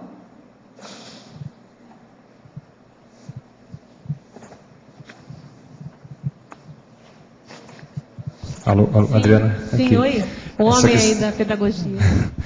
Essa questão da pedagogofilia e a relação que você faz, né, com o verbete, a gente observa bastante nos professores, que aquele professor que se prepara melhor para a aula, em todos os aspectos, mas nesse caso principalmente com conteúdo, ou seja, ele pesquisa, ele lê, ele chega para a aula com muito mais informações do que ele até precisaria para aquela aula. Ele chega com autoconfiança, com despojamento e tende a fazer uma aula mais dialógica, uma aula onde você conversa com o aluno, ouve mais o aluno, entende a necessidade dele e atua em função dessa necessidade. Ao passo que o professor, que muitas vezes ele não tem uma autoconfiança com o processo intelectual, do conteúdo da aula, a tendência é uma aula um pouco mais fechada, um conteúdo onde o professor passa informação, menos diálogo, menos participação, e com isso também um aproveitamento pedagógico menor. E é interessante porque a gente observou também, a gente tem feito alguns experimentos na reaprendência, o que a gente está chamando hoje de pré-aula, que é essa fase preparatória, né? A pré-aula do discente, ou seja, a pré-aula do aluno. Então, se o aluno também se prepara bastante, ou seja, ele pega o tema, como a gente tem a tertúlia aqui, por exemplo, a gente pega a temática, começa a estudar antes, quando você chega para a tertúlia, teu aproveitamento é muito maior. Então, se houver um estudo maior do professor e um estudo maior do aluno, e depois no encontro da aula a gente caminha para uma aula dialógica, de debate, aí o negócio fecha. Você está falando é a construção da mega-análise. Só fazer a mega-análise que a pessoa vai chegar mais preparada. Cada síntese. Já pegou esse exatamente. Tem tudo na ponta da língua. Tem até um paradoxo que a gente está estudando, professor, que é o seguinte: é o paradoxo análise e síntese para a preparação do professor, porque ele faz uma grande análise antes. Agora, e a aula é síntese. O que a Adriana está falando é baseado numa dialética prática, perfeito, moderna. E não se usa tanta retórica, nem em processo de apresentação apenas literária, ou um processo apenas de oratória. Não é nada disso. O processo é mais, sabe como é que é? Mesmo de discussão. E eles se embasam em fatos o tempo todo. São os fatos. Eles vão trazendo os fatos. Por isso que é importante, a dialética fáctica. Isso é melhor que tem. Perfeito. Agora, não sei se vocês concordam, mas a gente percebeu o seguinte, que o professor, então, ele vai fazer essa mega-análise antes da preparação da aula. A aula dele vai ter que ser uma síntese, porque não cabe a mega-análise na aula, mas, por outro lado, essa síntese tem que ser de tal maneira didática que permita o aluno fazer a sua análise. Agora, o processo da mega-análise é importante porque ele tem aquilo como uma síntese. Então, fica fácil para ele mexer no vocabulário, no dicionário cerebral dele, para usar as palavras que ele quer. Ele vai e volta e não vai esquecer de nada. Não vai dar branco mental nele, lapso mnemônico. Ele vai ter aquilo sempre evidente, claro, límpido, na frente. Está entendendo? Vale a pena.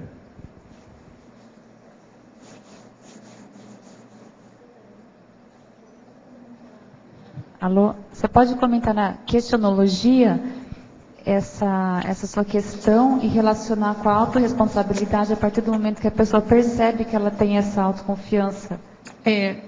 O que eu estou querendo mostrar aqui, primeiro, já avaliou o percentual de autoconfiança no próprio intelecto, a pessoa vai fazer. Aí você vai fazer a questão que é a mais chata, né? A produtividade gestionológica pessoal condiz com esse percentual? Então, aí você vai ver se... Você pode tirar uma série de ilações, né? A pessoa vai ver.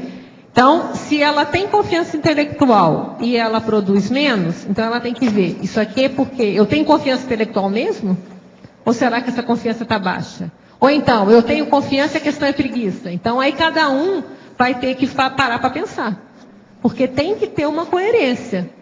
Né? Se eu tenho quanto mais confiança intelectual eu tenho, em tese, mais eu produzo. Se a produção está aquém, eu paro para pensar. Então, falta é confiança? Se falta autoconfiança, vamos buscar melhorar essa autoconfiança. Se é preguiça, até mais fácil, é só vamos organizar aí, vamos organizar o tempo.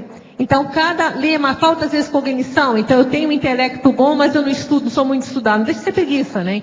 Então, uma coisa que o William falou que é muito séria e que eu vejo, que é a questão, pelo menos eu para estudar para aula, o que me dá, eu sou até exaustiva. Se eu for dar uma aula, eu estudo muito antes, mas muito. Porque eu tenho que, aí eu me relaxo. Porque por mais que sempre vão surgir questões que eu não pensei, mas pelo menos eu sei mais ou menos aonde eu estou caminhando. Então isso me dá uma elasticidade, uma tranquilidade. Então, aí entra naquela questão da interação que a gente já falado antes, né? Interação, saturação cognitiva, confiança intelectual. Então, se você domina determinado tema, o tema da aula, se surgir alguma pergunta que eu não sei, sinto muito, não sei, na próxima aula eu te dou a resposta. Mas, pelo menos naquilo que está dentro do meu alcance, do meu âmbito, eu estou mais ou menos tranquila. Então, eu vejo isso para o professor, pelo menos para mim funciona. Eu só consigo entrar em sala de aula sendo bem exaustiva. Até com verbete, aqui eu tento ser o mais exaustiva possível antes, né? Tem um verbete que eu falo disso, né? Que é a maternação ideativa. Que é o tempo que você prepara o verbete, o tempo que você prepara a forma do verbete, e depois o tempo que você prepara a apresentação do verbete. Eu falei verbete, mas lá é para tudo, né? Para artigo, seja o que for. Então, esse tempo, para mim, eu preciso disso. Para me dar um pouco de tranquilidade relativa, dentro do possível, de conseguir lidar. Então, eu vejo que sala de aula é muito sério isso. É essa exaustividade. E essa preparação tem um efeito positivo que o professor bem preparado com o conteúdo, ele não está preocupado nem com autoimagem, eu não vou lembrar, ou coisa do tipo. E vai ter coisa que ele não o pode espaço saber. mental dele fica para o processo de ensino-aprendizagem. E sempre pode ter uma pergunta que você não sabe. Aí, não sei. Tudo bem. Vou pesquisar, mas aí eu vou pesquisar. Eu vou procurar dar a resposta assim que eu puder. Então, acho que essa tranquilidade é que ajuda o professor, pelo menos é que me ajuda. Eu venho tranquila. Se eu não souber, eu vou dizer, isso eu não sei. Isso é análogo ao aluno, quando estuda bastante para a prova, se prepara bem, ele chega para a prova sem medo de, não me lembro do conteúdo, não me preparei, não estudei. Ele chega com autoconfiança.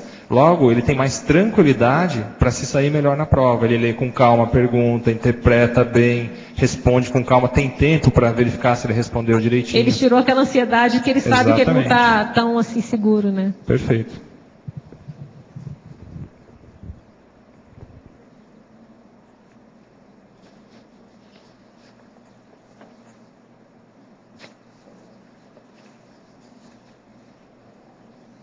Valdo, você pode falar um pouquinho mais sobre essa identificação da para-escolta?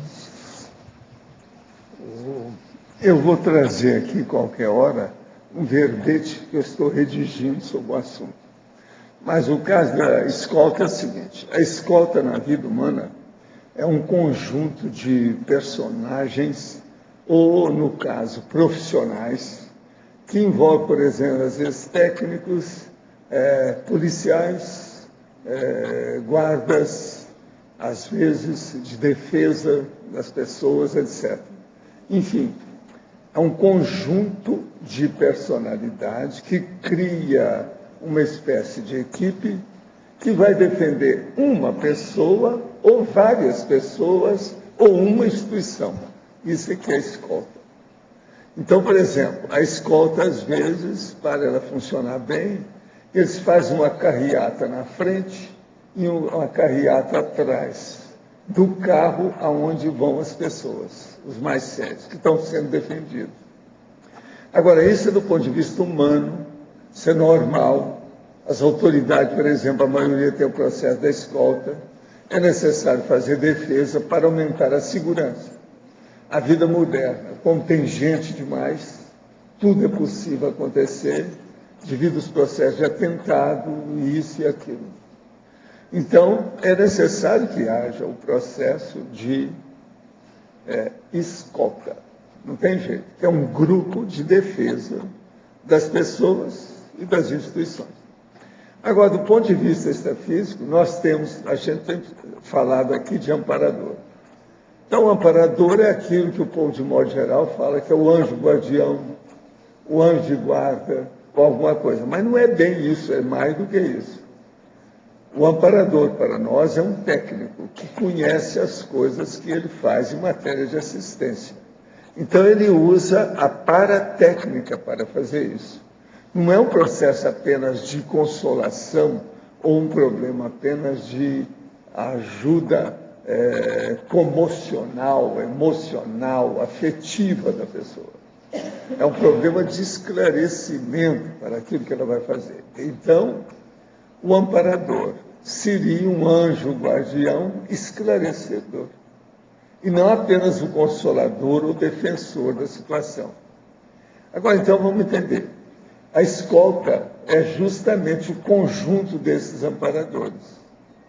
Agora, nas nossas condições aqui, a gente vê que às vezes chega uma dupla, chega um trio, chega uma equipe de 5, de 8 personalidades de consciência, que estão ajudando o trabalho de uma pessoa, de um grupo e de uma instituição. No caso, as instituições consciência-cêntricas. Agora, veja, isso aí implica numa série de condições. Uma delas, que é a mais prática, objetiva, é a identificação dessa para-escolta. Como é que se identifica? Então, por exemplo, tem os parabanhos energéticos que a pessoa sente e que outros sentem junto. Isso mostra que tem gente ali. Com o passar do tempo, a pessoa vai ver que isso não é autossugestão, que isso não é uma lavagem cerebral, que isso não é hipnose recíproca, mas que isso funciona com as pessoas. Então, com o passar do tempo, isso aí fica autenticado, fica, vamos dizer, ponto pacífico para quem esteja trabalhando com o processo de parapsiquismo. Agora, aí vem a segunda parte da história. Além dessa ratificação, da identificação dessa realidade, vem o resto. Qual é o resto? De onde vêm essas consciências? Quais as identidades técnicas e profissionais, ou assistenciais, ou interassistenciais dessas personalidades? Aí, então, aquilo esclarece mais ainda, fica mais óbvio. E é isso que eu estou explicando lá com detalhes. Então, por exemplo, tem consciência que vem de onde? Qual a procedência dela para aparecer aqui? Qual o objetivo e o megafoco, a meta que ela está procurando a hora que procura a gente, ou que vem aqui ver o que nós estamos fazendo? Então, tem aí uma série de condições também de diversificação que nós estamos listando para mostrar essa realidade. Agora, o que é importante é a pessoa raciocinar que você não tem um guarda-costa na questão do amparador de função. E que, além do amparador de função, você não tem apenas ele, você tem mais do que isso. Aí vem o evoluciólogo, serenão, os colégios invisíveis de evoluciólogo, colégio invisível de serenão, o processo do maxi-mecanismo multidimensional e interassistencial, se você é da mini-peça. Agora, se você é da mini-peça e outros juntos de vocês, como acontece aqui, por exemplo, nas mini-tertúlias, tem vários que são mini-peças do maxi-mecanismo, são autoconscientes, são lúcidos a respeito disso, aquilo se amplia. Então, aí é que vem o processo da escolta extrafísica, a para-escolta. Agora, veja bem, é uma coisa mais do que natural. Se você tem um amparador extrafísico de função, o Pedro tem, a Adriana tem, a outra xará aqui da Adriana também tem, o Igor, por incrível que pareça, tem, o outro, ainda mais por incrível que pareça, tem, que é o Alindário. Se juntar todos esses, nós vamos ter aí a escolta, uma frente ampla de assistência. Está claro isso aí?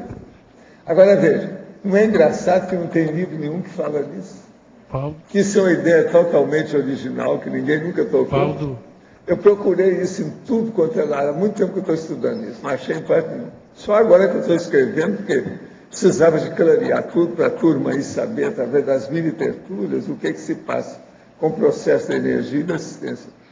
Pegando aqui, vamos dizer, a definição de escolta, ou acompanhamento, uma pessoa... É o acompanhamento, isso aí é o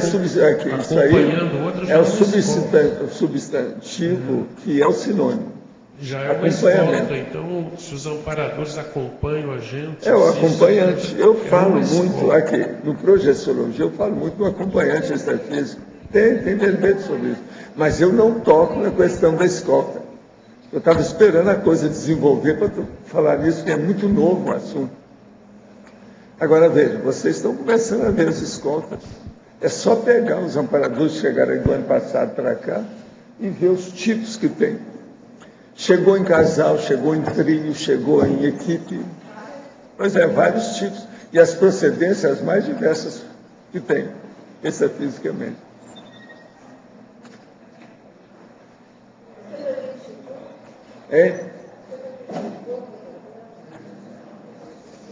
O que é? Alô?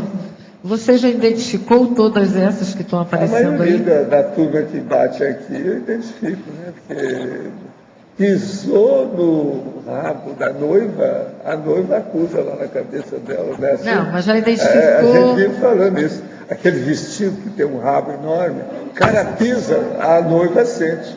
Mas já sabe a procedência, o megafoco de cada um? A maioria. Tem alguns que eu deixei para lá, porque eles pensaram, deixa. Mas a maioria nós já identificamos. E outra coisa, a Mabel andou anotando isso tudo. É muita gente, muito mais do que a gente pensa à primeira vista. Muita gente. Agora, já está na hora de falar, né? Porque eles vêm. A gente não fala nisso, fica até ruim isso. Tem que falar. Que estão aparecendo aí. Senão, como é que fica? Parece que a gente não está dando valor para toda essa assistência que nós estamos recebendo. Né? Enciclologia, página 2, terceira linha. Qual a associação do ciclo? O zelo pelo ciclo assim diz assim, com a autoconfiança intelectual. Assim, porque... Assim, né? Tem sim, porque... É justamente, se você não cuida, se você está assimilado, você vai estar intoxicado, você tende a ficar obnubilado, você vai tentar pensar mais lentamente, e com isso tudo, a sua confiança intelectual vai indo embora, porque você vai começar a ter os seus atributos diminuídos na manifestação em função de você estar intoxicado energeticamente, até com assediador, se for o caso. Então, esse assim diz assim que vai permitir você estar funcionando com o seu intelecto da forma mais limpa possível, mais otimizada possível. Fatologia, página 1, segunda linha. Poderia ampliar a autoestima intelectual ancorada não apenas no conteúdo cognitivo, sempre relativo, mas também na eficácia intelectiva? Exatamente, que se quando você mantém a autoestima ancorada na sua eficácia, do seu conteúdo, dos seus atributos, que é a grande força que você tem a capacidade de não estar presa ao conteúdo. O conteúdo é relativo, então você pensa de determinado modo, daqui a pouco pode mudar, é verdade relativa de ponta. Então tem uma nova verdade, você vai ter que reperspectivar a sua maneira de ver o mundo. E aí, com a confiança intelectual, fica mais fácil. A gente até coloca um exemplo lá atrás, na questão, por exemplo, de novas tecnologias. Você vê aquela pessoa que tem mais idade e não quer nem chegar perto do computador. Então ela não tem confiança intelectual que ela vai aprender. E outros não, independente da idade, tem uma nova tecnologia, vamos ver como é que vão funcionar, porque confia na capacidade que ele tem de aprender. Isso que é o mais sério. Ainda em fatologia, quarta linha, poderia explicar a renovação serena das autoconvicções? É mais ou menos isso. Na hora que você tem que renovar, serena, sem estresse, com o mínimo de estresse possível, ou que você consegue alcançar, você vai, às vezes, ter que mudar a maneira de pensar em função dos novos fatos, dos novos parafatos que surgiram. A verbetógrafa considera que o confronto de informações de diversos meios e diferentes posições políticas é uma forma efetiva para aumentar e consolidar a autoconfiança intelectual e o discernimento? Sim, se você tiver criticidade para você avaliar esses vários estímulos e conseguir triar, né, essa quantidade de informação, vai aumentar a confiança intelectual, sim. No alto é a autocriticidade e a heterocriticidade. Exatamente. Então, se está aumentando a criticidade, isso é muito bom. Por isso que o debate é tão importante. Esse filme que eu citei vale a pena para quem não viu ainda olhar. Como é importante e mostra, inclusive, os alunos aumentando a confiança intelectual à medida que eles vai passando o tempo. Né? Professor, sim. Eu queria que o senhor me lembrasse o nome do fenômeno que o senhor deu para aqueles carvões escrevendo no ar. Você tem um nome específico para ele, né ou não? O fenômeno que apareceu a escrita?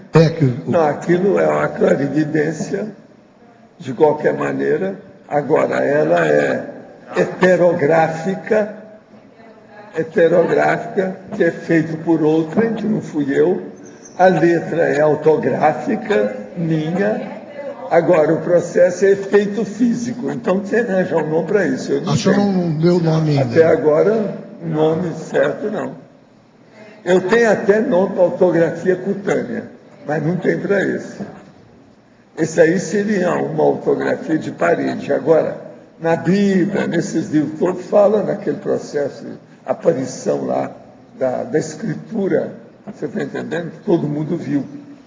Essas coisas existem sob esse aspecto. Eu vi isso também em matéria de efeito físico em poltergeist. Mas agora é uma heterografia. Você está entendendo? Heterografia. Agora, no caso, é uma heteroparagrafia. Esse é o nome, mas eu ainda não quis colocar nome nenhum, não. Eu estou de olho apenas porque o assunto é tão novo.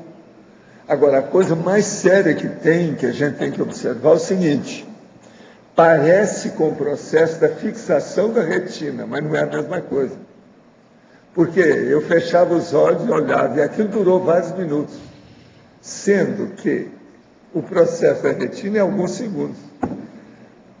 Ele não dura muitos minutos. Mesmo com a pessoa, quando ela está muito cansada, não dá. Por exemplo, aquele negócio da focagem da retina, você está vendo, por exemplo, a televisão, você viu. Aí se apagou, aquela iluminação da tela da televisão aparece por alguns segundos quando você olha assim. Isso aqui é a retenção da retina. Agora veja, não é a mesma coisa.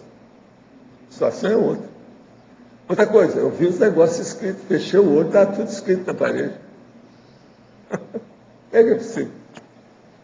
Agora, essa para-escolta se encaixaria também a transmigração, não é isso? Até um certo ponto, sim, porque são as pessoas, são consciências que trabalham do serenão ao amparador, tem de todo mundo, né? Todo nível de evolução tem aí. Não, digo, existe uma para-escolta para levar esse povo para o outro planeta. Você tem que lembrar o seguinte: existe o colégio invisível dos evoluciólogos e o colégio invisível dos serenões. Eles é que comandam isso tudo. Agora, são os serenões que comandam o maxi-mecanismo multidimensional interassistencial. Essa para-escolta existe em função disso. Agora, uma coisa muito séria que a gente nota, isso é que eu acho que é o maior paradoxo aí, que eu ainda não falei aqui, é o seguinte: que na hora que você tem essa para-escolta ativa, praticamente permanente, como nós temos tido aqui desde o ano passado, em alto nível, de uma imperturbabilidade que eu, por exemplo, nunca tinha visto nessa vida, nesse nível, é a hora que você está se sentindo com mais autoconfiança, com mais segurança. Então, uma coisa bate com a outra, encaixa. Mas, você está entendendo? Se antes eu tinha confiança, hoje eu tenho muito mais. Mas é hoje que eu tenho escolta, antes eu não tinha. É um paradoxo essa condição. Eu lembro... Isso é aquele negócio que eles falam sobre economia.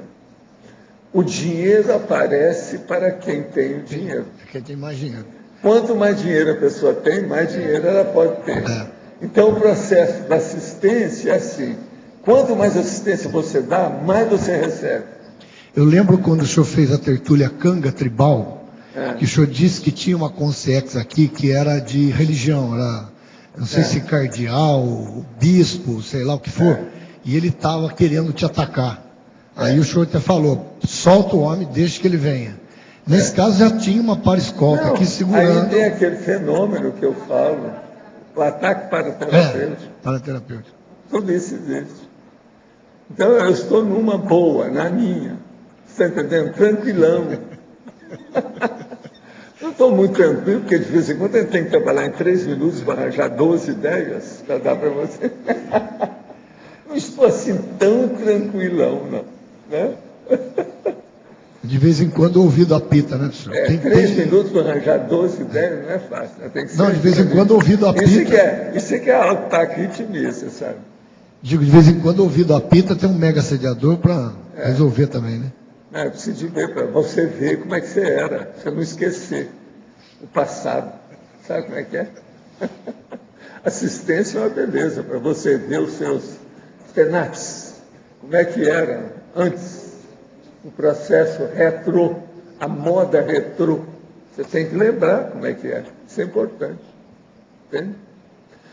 Vocês, por exemplo, com a retrocognição, é uma oportunidade de entender a moda retrô, entender o passado, aquilo que é o passado, o atrasado, o retrasado, o remoto, saber como é que era a situação, que vocês vão ver como essa vida é boa, como nós estamos numa esplendência, no esplendor de exuberância evolutiva.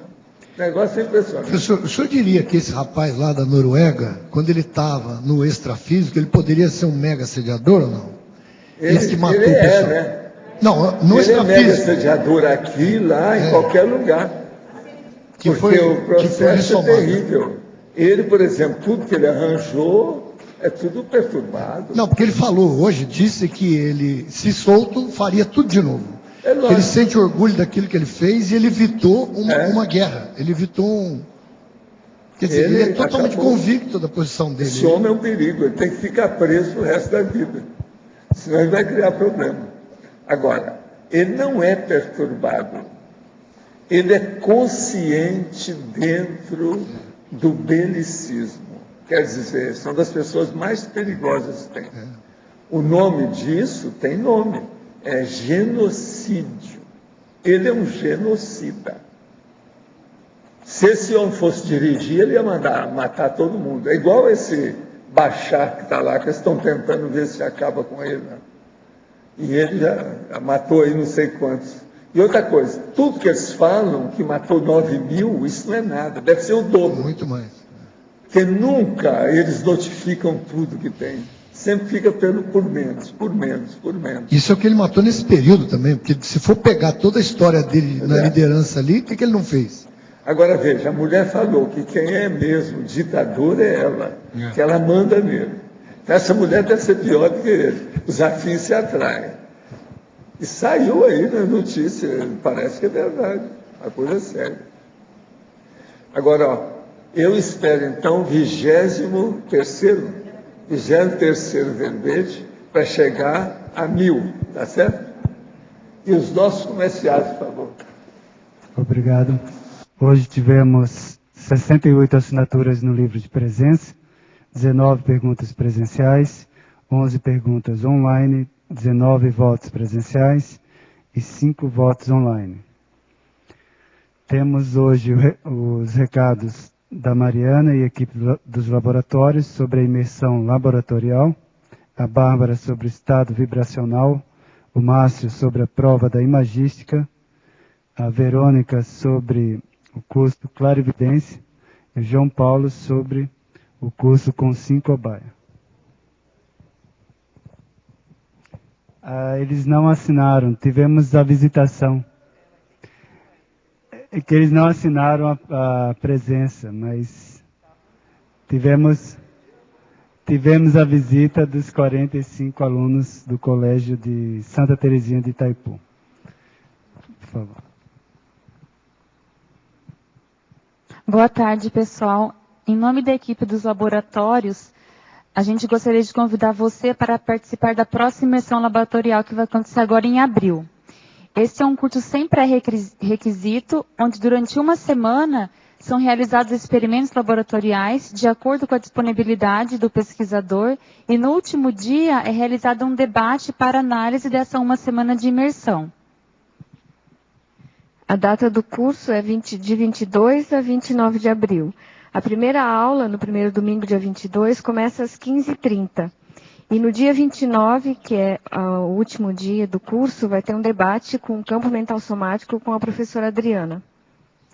E, gente, lembrando bem, todos os recursos arrecadados nós vamos colocar nas reformas que estão sendo feitas dos laboratórios para otimizar todos os experimentos. Então, a gente espera aí que vocês contribuam não só com a parte experimental, mas também com essa parte da reforma dos laboratórios, tá bom? Obrigada.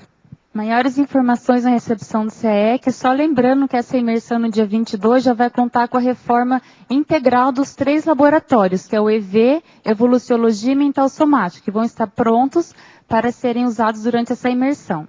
Ok? Obrigada.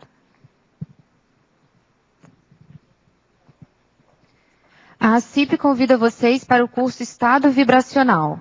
O curso ocorrerá no dia 1º de maio, que é feriado, e falará sobre os efeitos do estado vibracional, força presencial, limpeza das energias gravitantes. O curso será ministrado pelo professor Mário de Oliveiras e Jarbas Paranhos e está no valor de R$ 80. Para maiores informações ou inscrições, vocês podem entrar em contato com a ACIP ou comigo aqui no CAEC. Muito obrigada.